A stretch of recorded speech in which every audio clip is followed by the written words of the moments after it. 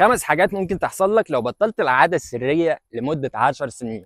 زمانك بتقول ايه ده يا عم؟ هو في حد بيهتم ولا بيسأل سؤال زي ده؟ ايوه يا عم، ايه ده؟ في دراسات واستطلاعات وحاجات كتير. بس اللي لفت انتباهي للموضوع ده مقال قرأته على مجلة اسمها يوني لاد.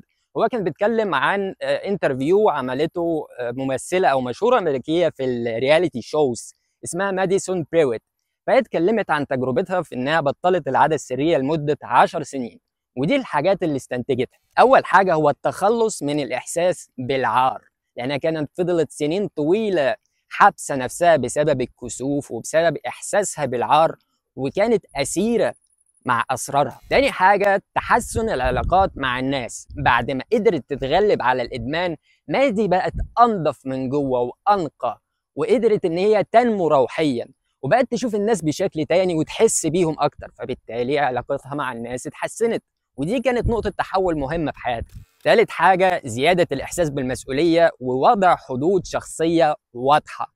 هي اعترفت إن زمان كانت بتسمح لنفسها ولغيرها إن هم يتعدوا على حدودها الشخصية، سواء بالتفكير أو بالعلاقات عامة. لما امتنعت، قدرت إن هي تنمو برضه وتزيد المسؤولية جواها عن نفسها، وبقت تحط حد ما بينها وبين الناس، ما بينها وبين إن هي تغلط في نفسها. رابع حاجة تغيرات في الإدراك والوعي.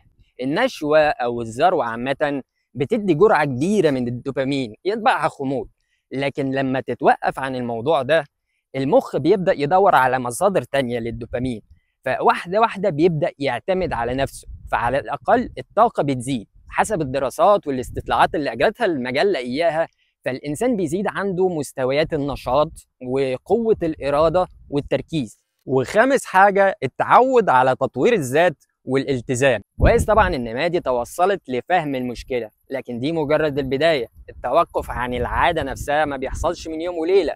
كانت بتفضل تحاول 2 3 ويحصل عندها انتكاسه 2 3 لغايه ما دخلت دايره الانضباط والضبط النفس وتطوير الذات، فتعودت على كده، بالمره اكتسبت مهاره الالتزام.